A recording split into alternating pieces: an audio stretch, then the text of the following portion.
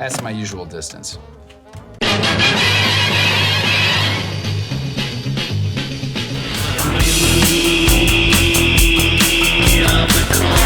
We are the Cult Lords.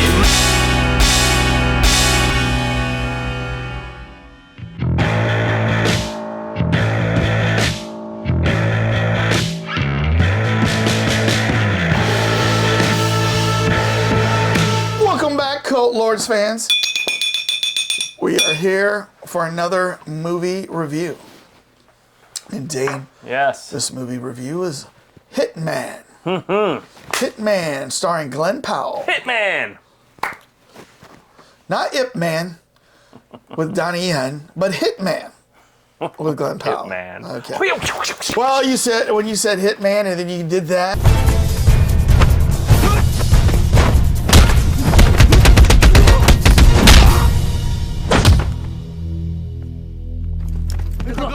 I thought, did you say Ip Man? But I was like, I wasn't sure.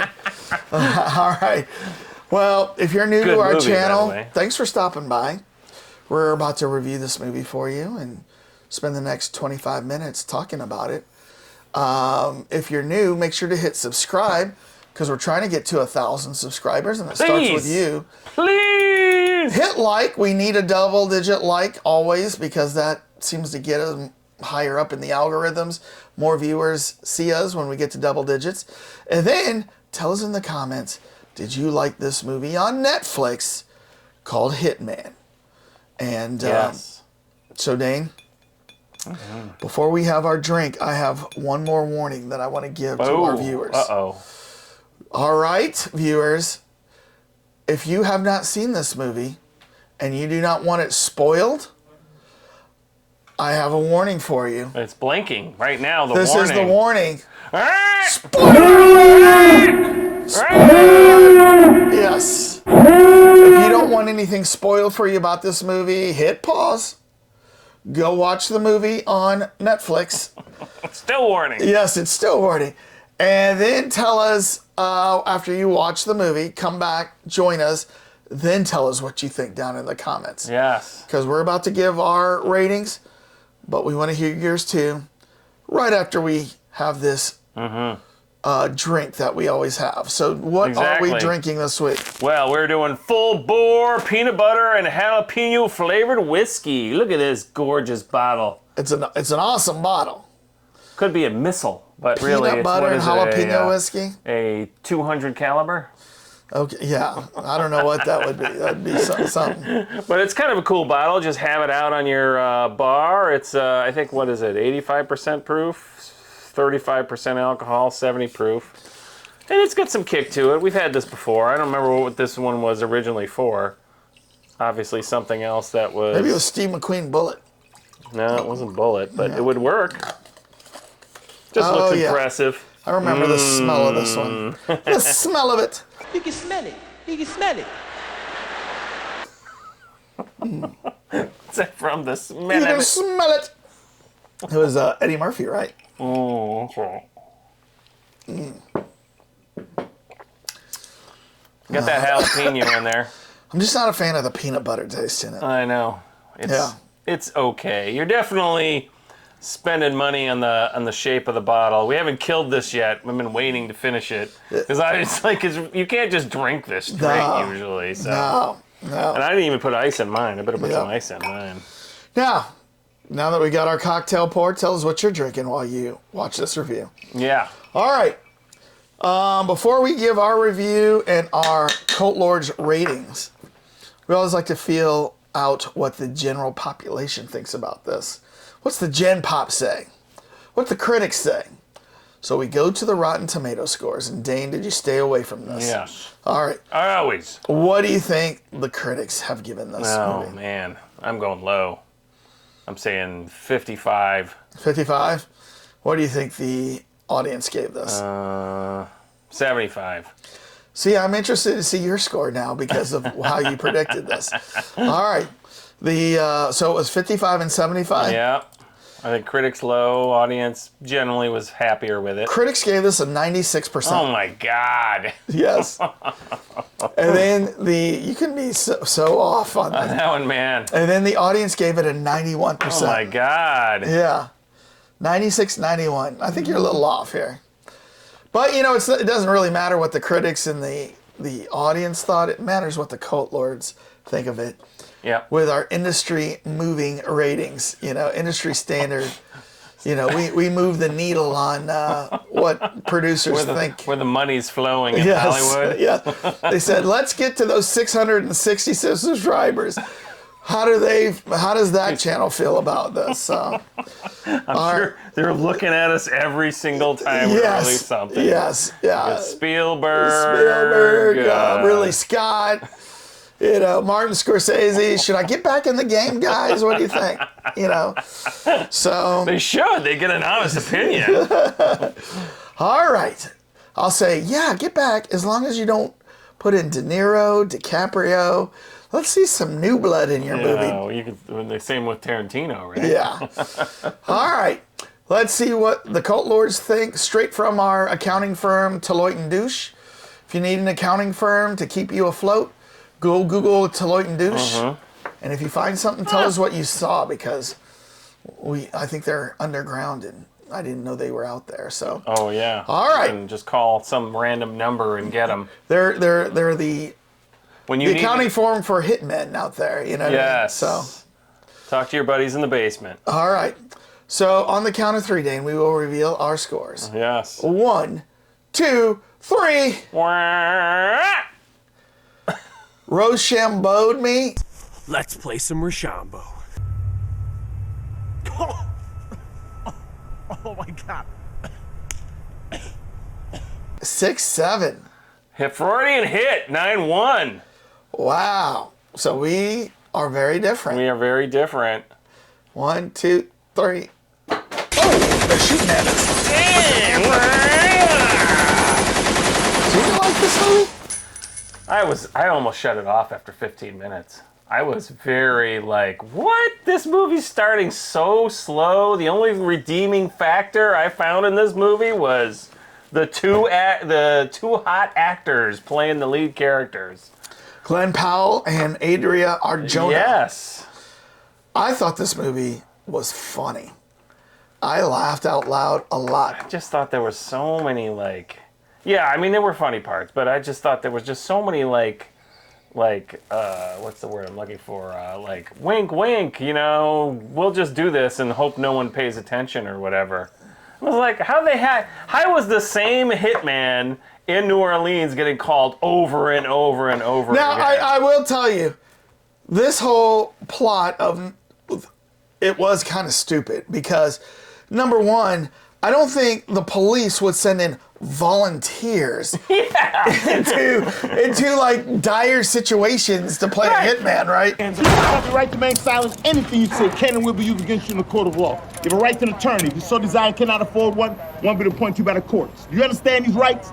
Do you understand these rights? I understand you go yourself. How about that? Funny thing about this movie is, I agree with you, is it was rated R. But I'm just like, why? There's some sex scenes in there. That's it. I was once told I think too much to be a good lover. She said, exceptional sex requires a lack of thought, a certain amount of animal abandon. I mean, they could have just cut that out and they could have got a PG-13. I mean, it was just like, what's the point? Well, it's Netflix. They needed some, you know what I mean? It was a hitman movie. There was no murder, nothing on camera. No. See, there's where you're wrong. This was not a hitman movie. This was a regular Joe thrust into the role of a hitman. He was not a hitman. We're thinking you're up. I'm out. What is up? Congrats, Gary. You just got promoted to contract killer. That was the beauty of this. He's trying to play a hitman. So every time he has a case, he's studying it. He thinks he knows what the psychological id of an ego of the person's going to be to make them confess, right? But he's not a hitman. And he says it in the very end to the girl. I've never shot anybody. I've never, done this. I'm not a hitman, right? But yet he kills somebody in the end. Oh, he does? And well, no. I don't think he does. She does. No, she drugs him. and then he puts the bag over his head. To That is true. That is true. Suffocate. Suffocate him. Yep. What's that for? Commitment.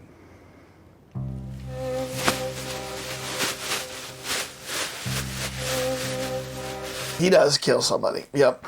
But I just found it's so funny. Now, back to the stupid script part. Who's going to send in a volunteer to do this, number one? And then number two, how can you use the same guy over and over and drag him to court to point out the hit?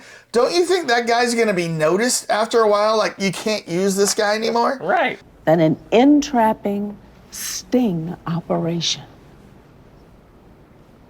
And this guy is the most dishonest, manipulative, fraudulent kind of person there is. Right. And especially because that was another thing they kind of glossed over, is that all these people they were trying to hire were like regular Joes and wives and girlfriends and boyfriends. It was like, where's like the hardcore mafia gang or the, whatever? Well, the hardcore mafia gang takes care of it themselves. They're not going to go hire a hitman off of Craigslist. It was like nobody that was, But to your point, I mean, it's like if there was somebody that was hardcore, they would have seen him in court all those times showing up as the same guy.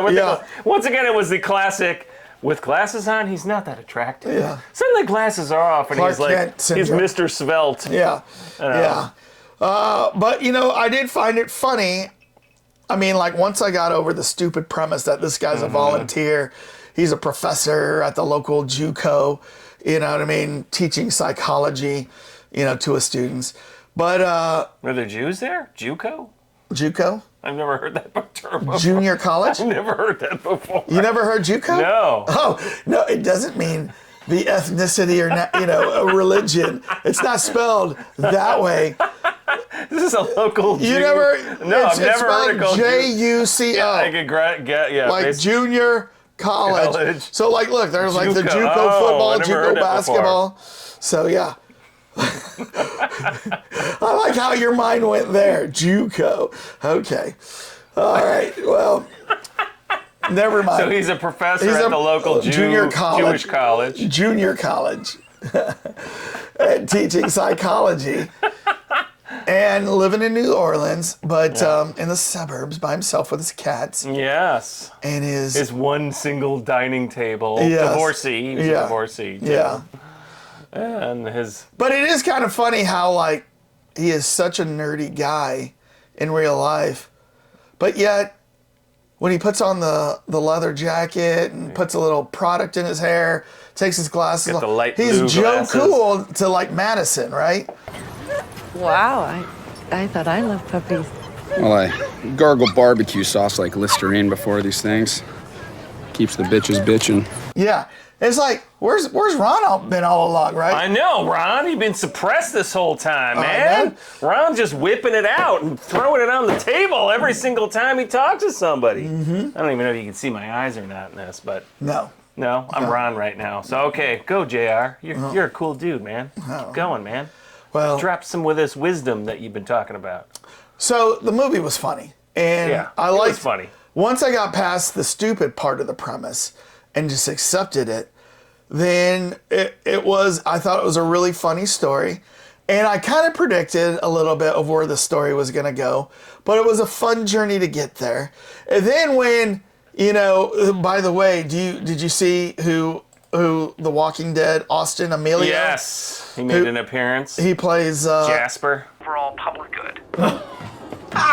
Public good? What you just did was one of the most unprofessional things I've ever witnessed. It's actually refreshing to see this actor without the scarred face. I know. It was kind of all weird. I ever see this guy is just with a scarred face. But he had the exact same look, minus the scarred face. Minus the scarred face. The whole time. Yeah, I know. Yeah. And I read that they wrote that part for him 100%. That's really? They thought and they were like, let's hope he signs on because this is who it's written for. Yeah. And he agreed to it. Oh, interesting. But still, I was kind of like, okay, it's fun. There's a lot of like tongue-in-cheek stuff, like the police troop.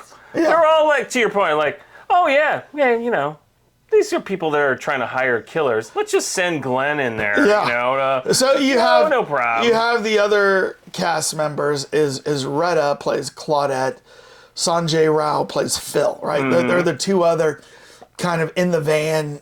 You know, undercover cops. You know what I mean? Listening in the background. Yeah. Yes. And once again, they don't look believable as the cops either. You know what I mean? They never show them going in there to like save him. Like, Right. There needed to be a scene where like he really got in trouble one time. You're right. And they had to go in there and help him. Right. But every single time he was via his acting ability.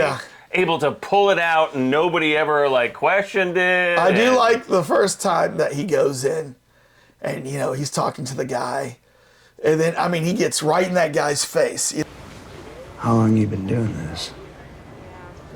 That's none of your business.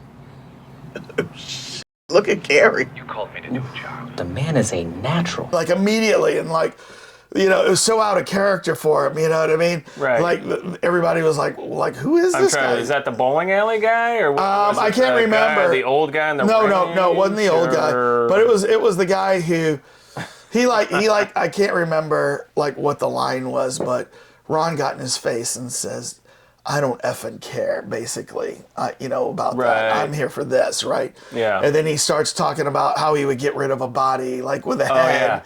Yeah. He's just making this stuff up. Yeah. And, like, He's chopping the finger off every drop it every month. I'm like, wouldn't that increase your odds of getting caught? If you dropped a finger every mile, like, you know, you're like leaving a trail to grandma's house or something. I don't know. Yeah, that didn't make sense to me, that whole thing, but it sounded badass. I know, it sounded badass. Yeah. So then again, it's like, how would he know what to do with this stuff? Right. Like, oh, you know, because somebody asked him, how do you dispose of bodies? Well, first you got to chop the head off. Right. It's like, what? But then he makes a good point, because this is in New Orleans. He says, then you go to the bayou, right? And those crocs are going to those alligators are going to take care of it, right? So I'm like, well, that makes sense. But then if you're going to let the alligators take care of it, why do you need to chop the fingers off for fingerprints, right? And like drop it off a mile at a time. That made no sense. But I do love when he got out of that first thing and he walked back and Claudette goes, damn, Daniel Day-Lewis, like he was a great actor. Oh, yes, that's right. Yeah. So I laughed out loud during that, you know. Yeah. I don't know. I just thought the movie needed a little bit more grittiness. You know, like, remember Foul Play with Chevy Chase? And vaguely.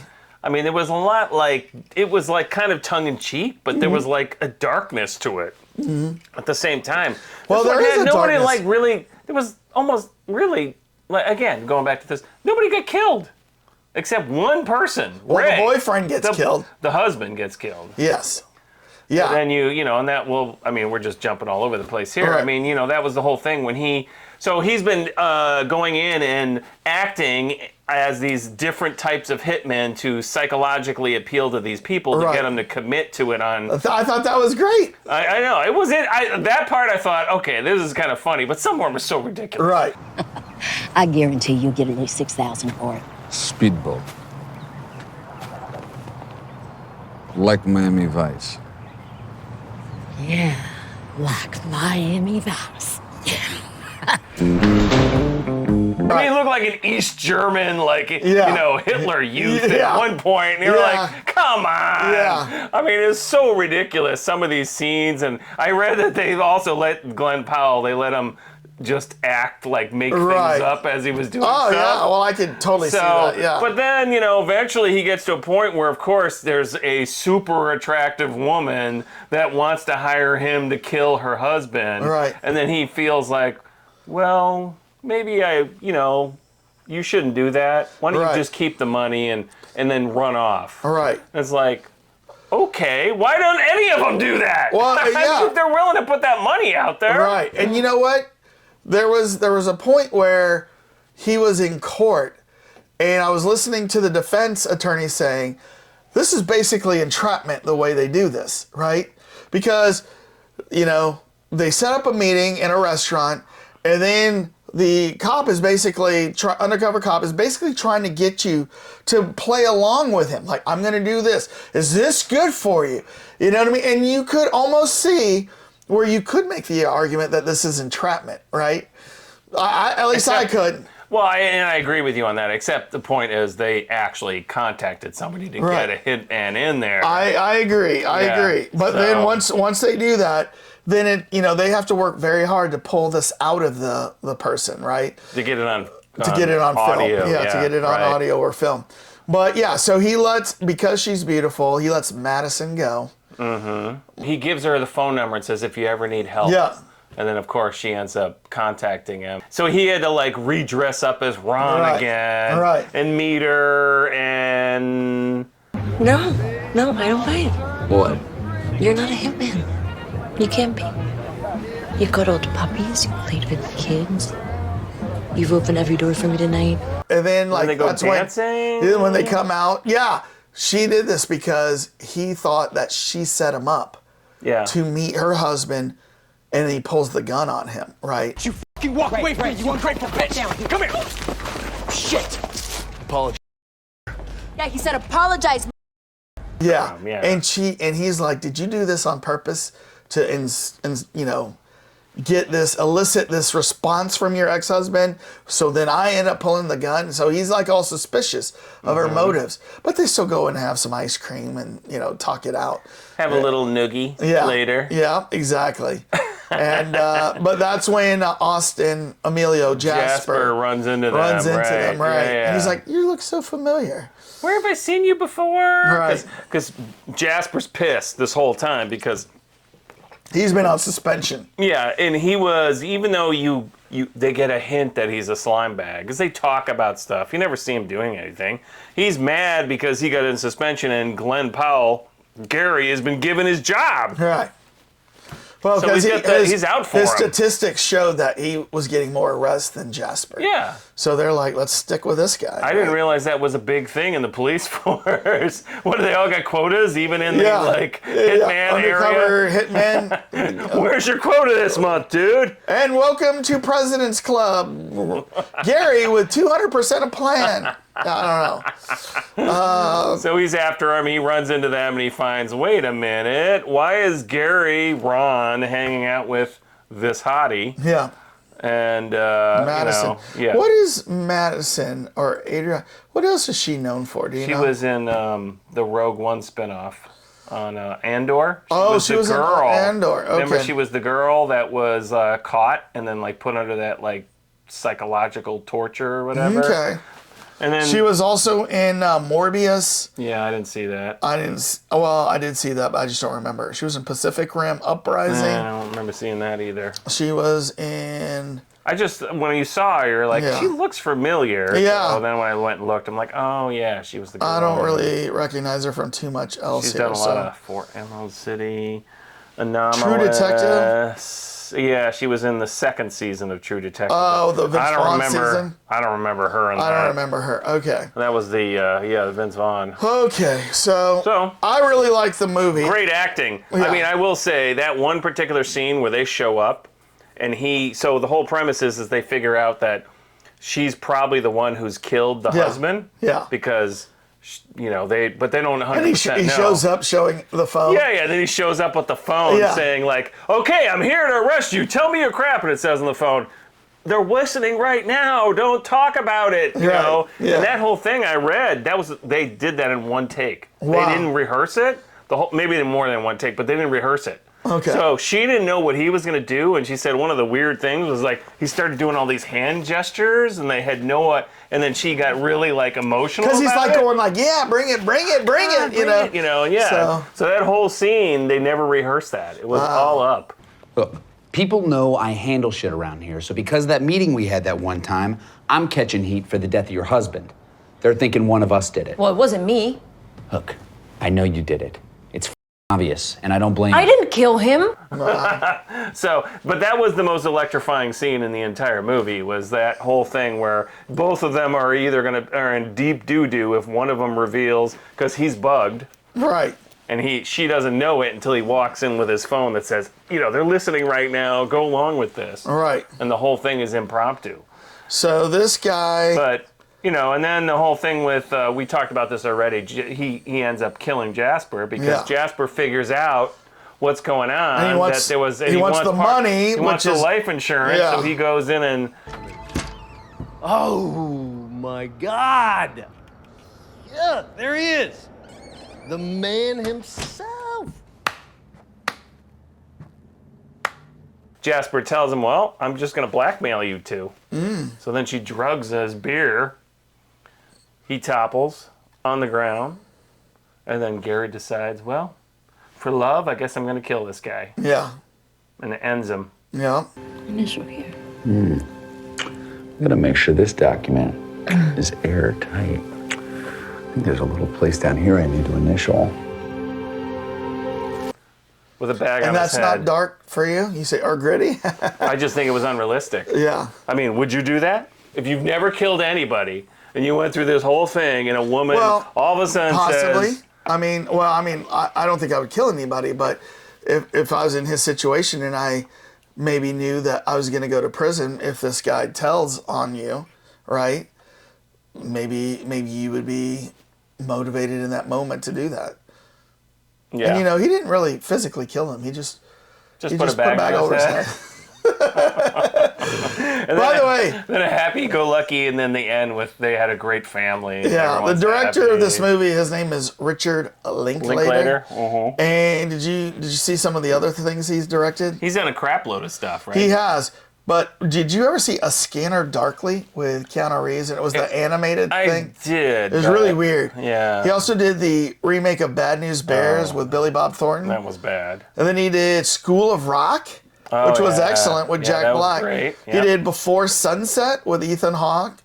Yeah. He's done a lot of these like pulp culture type things. Dazed and Confused. Yeah. Wow. I didn't realize. Slacker. He did Before Sunrise also, and then The Newton Boys, which was that I never saw Matthew that. McConaughey like gangster with Ethan Hawke. Did you? Oh no, I never saw that. So yeah, man, this guy's he's done some stuff. Yeah. He's like the what? He's done a lot of like touchstone pictures that didn't make a huge amount of money, but they have an impact on people because you remember them. Right. Dazed and Confused. I mean, everyone cites that as like the first time. Before Sunrise was like a total 90s love flick or chick flick with Ethan Hawke, and then he did the sequel to it, which was like 20 years later or something. Yeah. So, but no, I enjoyed the movie. I mean, I couldn't pick too many holes about it. I mean, the plot, I told you, was kind of dumb. I mean, but once I got past some of those plot points. You might be able to actually fill me in on this. So she bought a 35 millimeter, she had a revolver. 38 millimeter. So, or a 38 like special. When she buys that, she has to go through some kind of background check, right? Or is that not by... No. They're in background check in every state. Yeah. So that's registered to her. Yeah. Right? So then her husband gets shot with a gun that is the exact same caliber as that gun. Right. Shouldn't they be able to figure out that there's a connection? Not unless they have the gun. So what will happen would they is, go to her and say, where's the gun? It's a 38 caliber revolver, right? There's a million of those. So when they get the bullet in forensics, they'll say, all right, we know it's a 38 caliber revolver and it's got these special markings. We can determine the gun if we find the gun. So they can put it together. Like if they went to her house and they got her gun, they can put them together.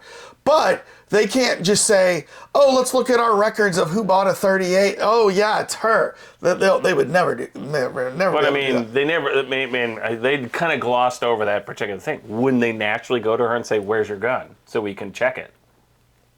Maybe.